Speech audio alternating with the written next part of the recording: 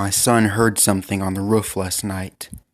Police lights cover our living room as I type this. It was Christmas Eve, and we were all tucked into bed, like we should have been. That was when I heard a pounding sound coming from the ceiling. My wife rustled a bit in her sleep, but remained still. I, on the other hand, could not. I got up out of bed and went to go check on my son.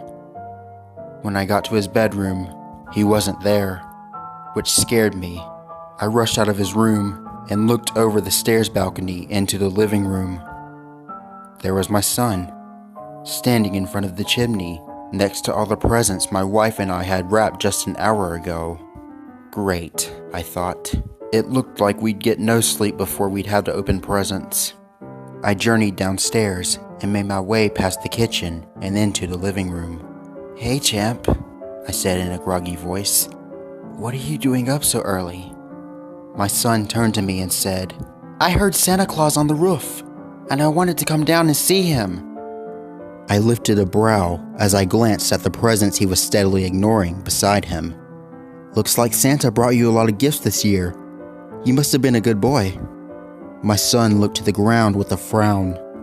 "Why the long face, bud?" "Santa says that you wrap those gifts yourself." "Oh yeah? You've talked to Santa, have you?" He looked back down at the floor. "He told me not to tell you." This had me a little worried.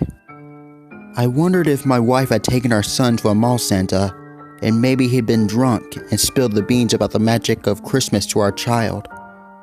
"Don't listen to that Santa, buddy. Those presents have Santa's name on them. Now, how about we open gifts? I'll wake your mother up, and as soon as I make her a cup of coffee, we'll open these bad boys, okay?" He turned back to the chimney, and I went to go brew my wife a cup of coffee. As I brewed the coffee, I could hear my son whispering something to himself. "Hey, bud, who are you talking to?" I asked him. He turned around and said, "Santa." Then he fell to his knees and collapsed onto his palms. I looked towards the chimney and saw a long, slim, black and gray striped sweater arm going down the chimney, with a long-fingered bony hand around my son's ankle. I dropped the mug of coffee to the ground, shattering it into pieces, and took a few steps forward, but it was all fruitless. The chimney absorbed my son, pulling him upward into it. His screams echoed off the bricks until the only thing I could hear was pounding on the ceiling. No, the rooftop. I ran outside, ignoring my wife's yells from upstairs, and quickly peered up at the roof, where a tall, scrawny, old, bearded man stood.